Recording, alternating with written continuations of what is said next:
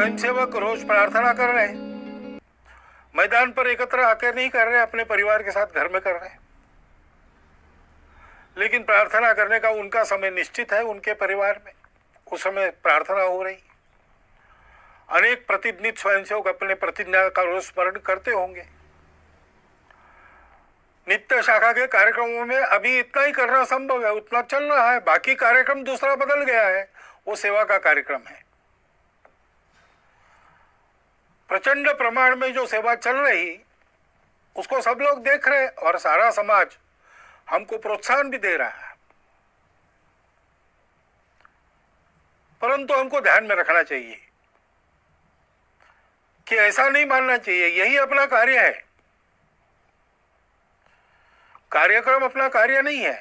स्वयं अच्छा बनना और दुनिया को अपने प्रयास से अच्छा बनाना ये अपना कार्य है। चीन देश में भारत से एक भिक्षु गए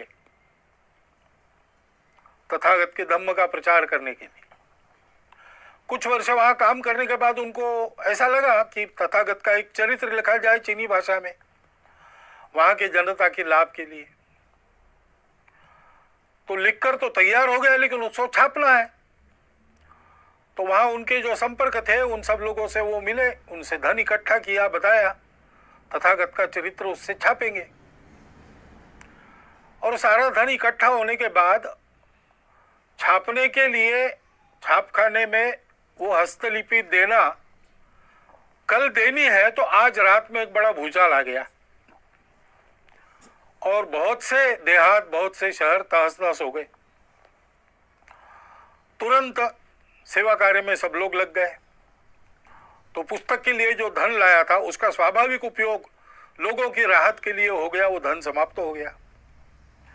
इसलिए सारा और राहत कार्य पूरा होने के बाद फिर से भिक्खु ने सबको बताया कि धन तो दिया था आप लोगों ने, लेकिन वो ऐसे काम में हो गया खर्च, तो और एक बार धन संकलन।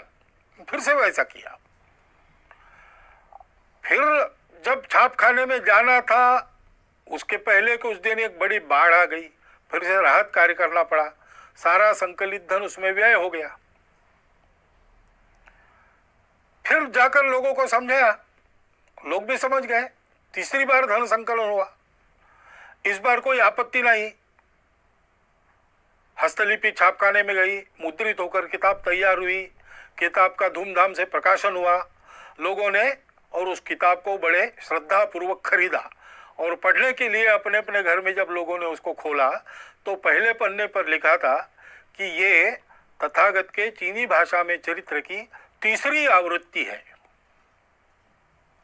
यानी लिखित चरित्र एक चरित्र का स्वरूप है, लेकिन उस चरित्र का जो संदेश है दुनिया की दुख मुक्ति, उसको आचरण में उसके पहले 2 बार लाके दिखाया गया, तो वो भी उस पुस्तक की आवृत्ति है। ऐसे हम आज जो कर रहे हैं वो भी कार्यक्रम बदल के संघ का ही कार्य कर रहे हैं, इस भावना से उसको करना। तो स्वाभाविक केवल संघ के लोगों के लिए नहीं, सभी के लिए कुछ बातें स्पष्ट हो जाती है। एक तो हम ये सेवा क्यों कर रहे हैं, उसकी प्रेरणा हमारी स्वार्थ की नहीं है, अपने अहंकार की तृप्ति या अपनी कीर्ति प्रसिद्धि के लिए ये नहीं करना है। जो लोग सहयोगी बनना चाहते हैं उनको जानकारी हो इसलिए कुछ प्रसिद्ध करना पड़ता है। अपने कार्य की रचना में हम सबको सविस्तार वृत्त ठीक ठीक पता चले इसलिए उसको प्रकाशित करना पड़ता है। लोगों को प्रेरणा मिले इसलिए भी ऐसे कार्य में आने वाले अनुभवों का लेखन प्रकाशन करना पड़ता है। परंतु अपना डंका बजाने के लिए हम ये काम नहीं कर रहे।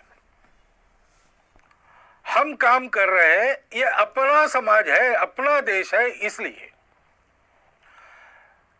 इस स्वार्थ, भय, मजबूरी, प्रतिक्रिया